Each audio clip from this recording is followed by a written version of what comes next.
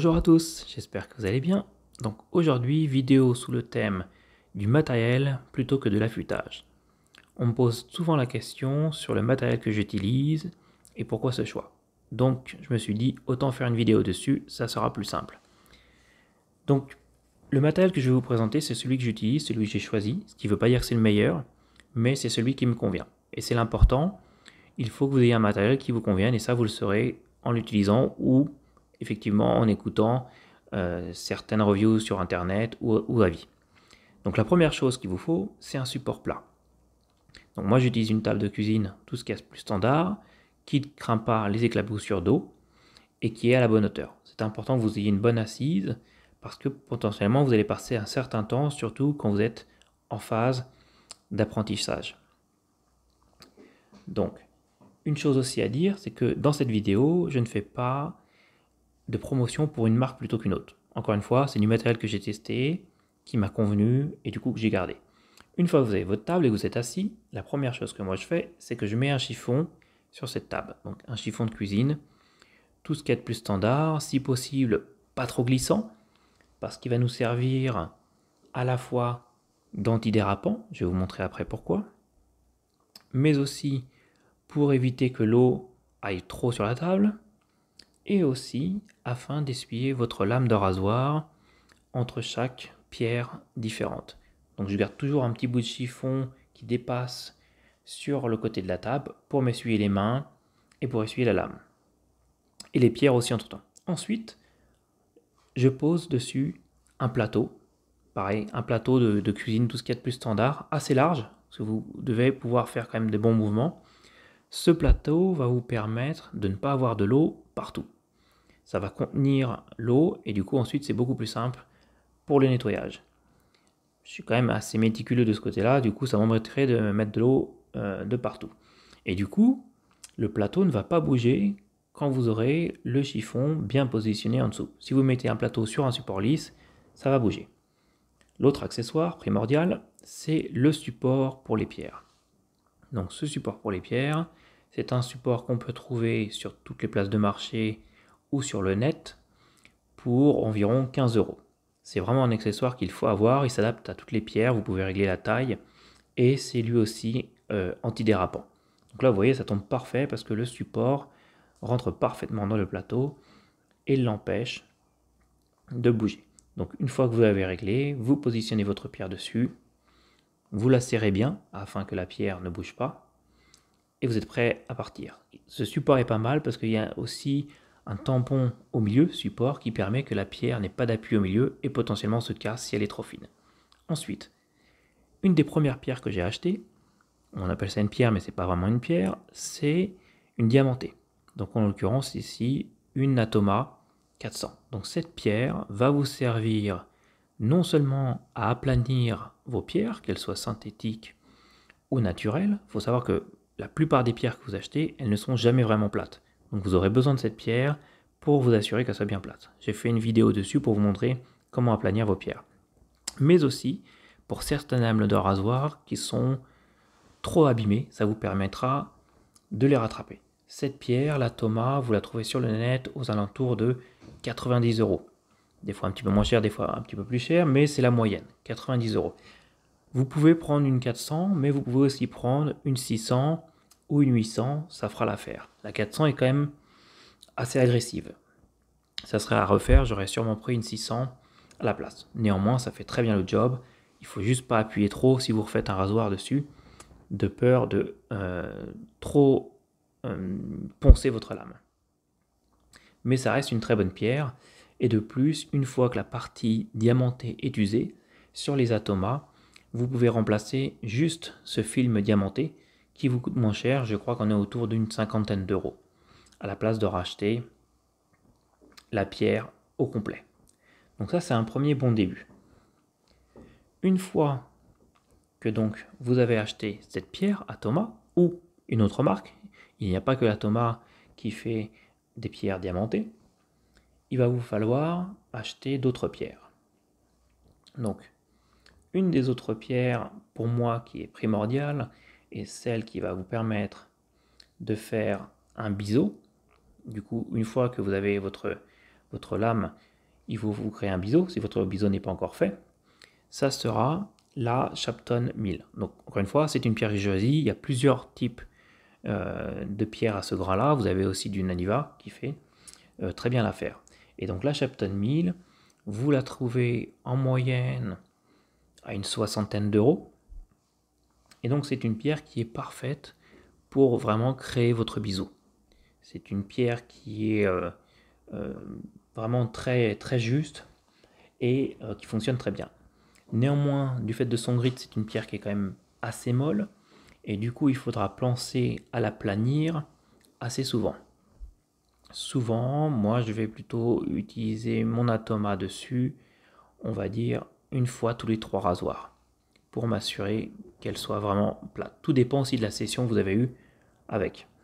Si vous avez une session intense avec une lame qui demandait beaucoup de travail, il va falloir la refaire juste après la session. Une fois que vous avez passé votre rasoir sur la 1000, j'aime bien passer sur la 5000. On pourrait prendre une progression un peu moins large, mais ça va très bien. Ça fait très bien l'affaire. Donc la 5000, la Shapton, donc toujours une pierre synthétique japonaise, vous la touchez sur le net autour de 80 euros. Et donc là, vous passez donc sur votre 5000, ça va vous permettre vraiment de continuer votre progression, d'ébavurer grandement votre fil. C'est-à-dire que souvent, à la sortie du 1000, vous avez encore, si vous regardez au microscope, des légères dents sur le fil. Avec la 5000, ça part quasiment en totalité. Donc je trouve que c'est vraiment une très bonne pierre, très bonne progression. Et celle-ci, on n'a pas besoin de la planir aussi souvent que la 1000. Je vais le faire tous les 5-6 rasoirs pour toujours m'assurer que ça soit super plat. Une fois qu'on a fait ça, je vote souvent pour une progression japonaise.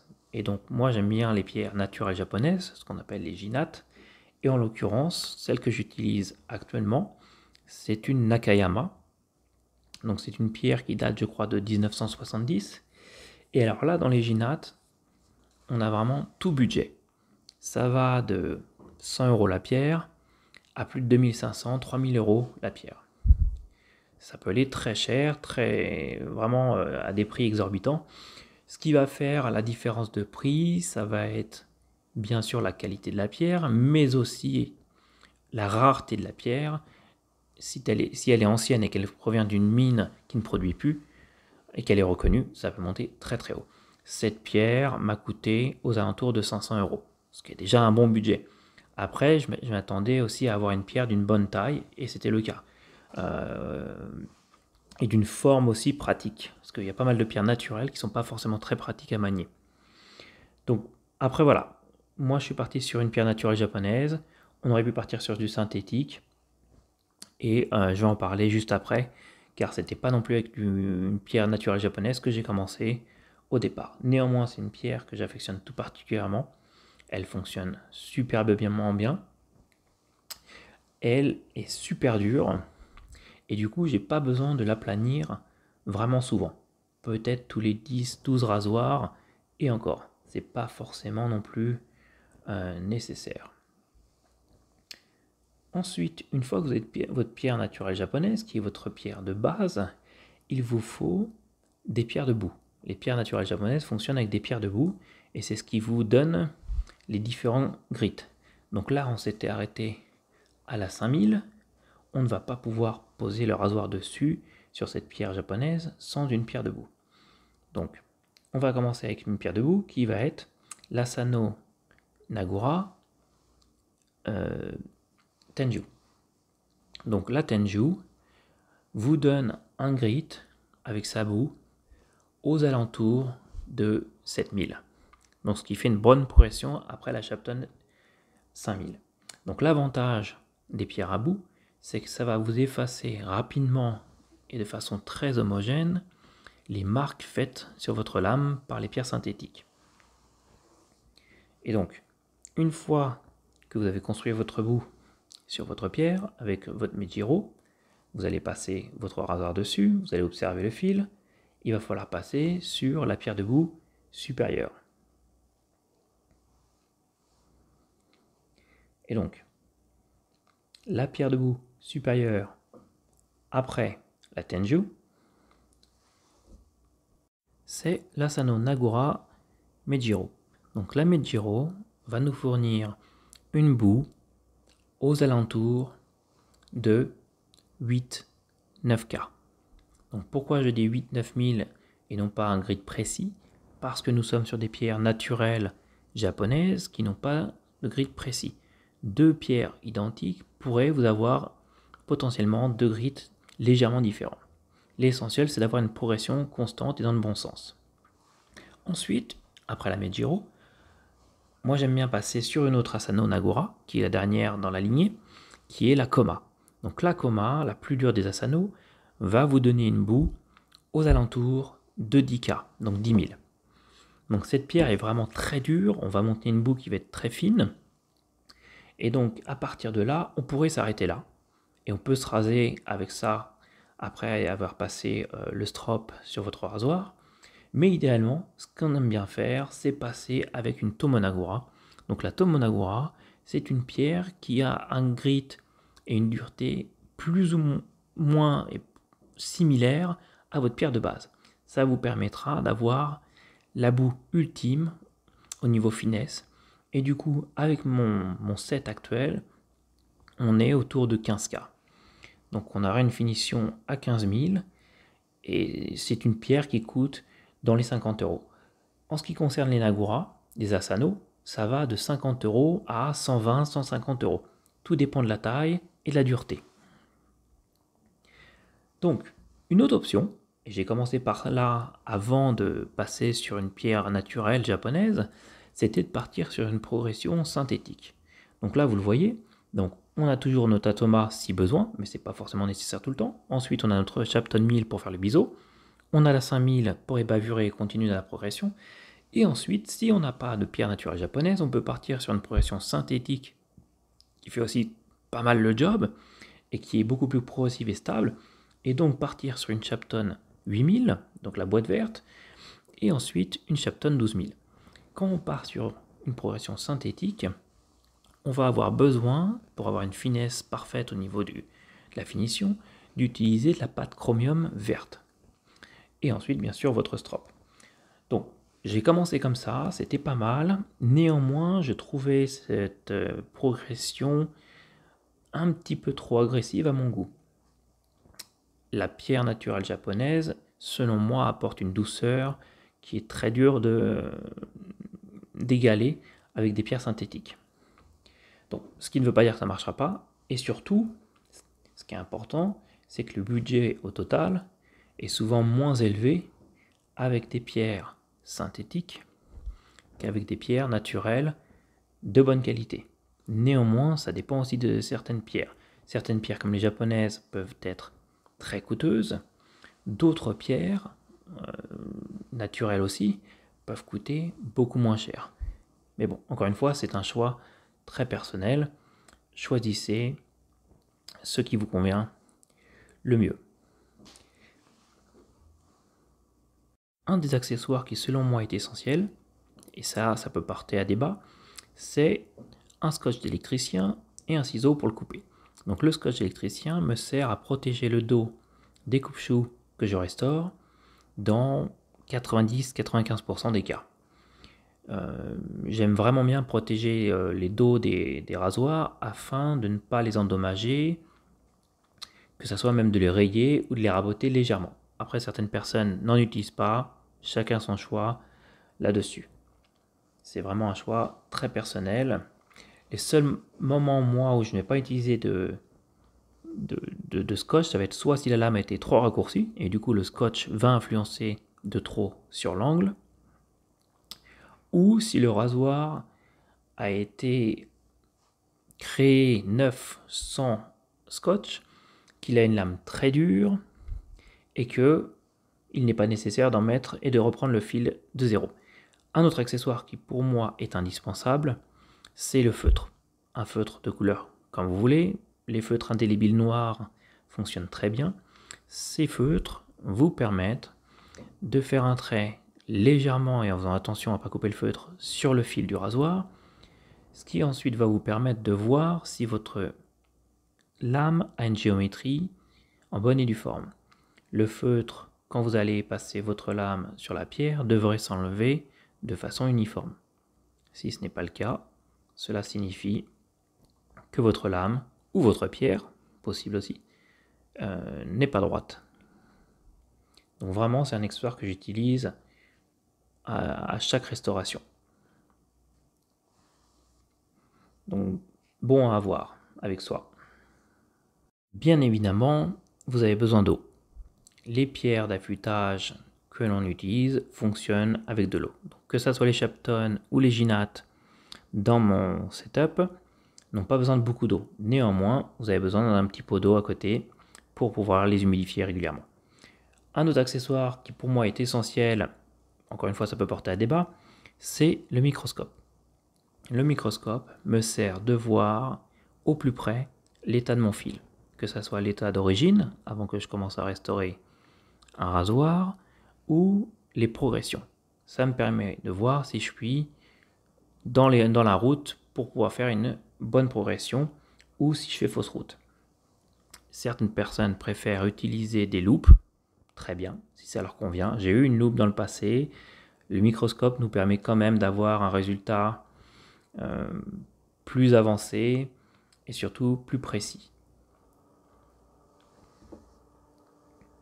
Ce type de microscope, vous pouvez en trouver sur les places de marché aux alentours de 70-80 euros. Certains même coûtent moins cher. S'ils n'ont pas d'écran, vous pouvez juste les connecter à votre téléphone et ça fait aussi l'affaire. Donc, voici. Vous avez vu mon setup. Vous avez vu le matériel que j'utilise. Encore une fois, c'est pas une vidéo où je fais la promotion d'une marque plutôt qu'une autre, mais plutôt vous montrer le type de matériel que j'utilise qui me convient à moi. Chacun a le droit d'utiliser le matériel qui lui convient. L'essentiel, c'est d'obtenir le résultat attendu lors de votre restauration de rasoir. Donc, je n'ai pas parlé de la partie du strop, donc qui est bien sûr essentiel pour finaliser l'affilage de votre rasoir avant de se raser et avant chaque rasage, éventuellement aussi après chaque rasage. Les strops, vous pouvez en trouver de toutes les couleurs, d'énormément de types de cuir. Donc encore une fois, c'est un choix très personnel. Pour ma part, j'utilise désormais un strop japonais Kanayama. C'est des cuirs qui sont assez coûteux. Après, je suis, on va dire, quand même très content du résultat qu'il produit. Mais un strop moins coûteux donnera aussi un très bon résultat. J'aimerais bien savoir un petit peu de votre côté, quel type de matériel vous utilisez. Est-ce que vous êtes plutôt du côté synthétique, plutôt du côté naturel? Qu'est-ce que vous aimez par rapport à votre matériel que vous utilisez à l'heure actuelle? Donc n'hésitez pas à le mettre dans les commentaires. Là, si on compare un petit peu les deux types de matériel que je vous ai montré, niveau synthétique et niveau Ginat, on est sur deux budgets différents. Si on regarde le budget que j'ai dépensé pour mon setup synthétique, on va être autour de 500 euros. Si on regarde le setup du coup pierre naturelle Ginat, on va être plutôt aux alentours de 1100 euros. Voilà. Est-ce que ça vaut le coup? Moi je le pense, c'est un ressenti. Après, quelqu'un qui n'a pas forcément l'envie ou les moyens de mettre cette somme peut très bien s'en sortir avec un budget beaucoup plus limité en partant sur du synthétique ou c'est des pierres naturelles moins chères. Libre à vous par rapport à votre budget et votre résultat que vous souhaitez obtenir. Voilà tout pour aujourd'hui. J'espère que la vidéo vous a plu et je vous dis à bientôt. Au revoir.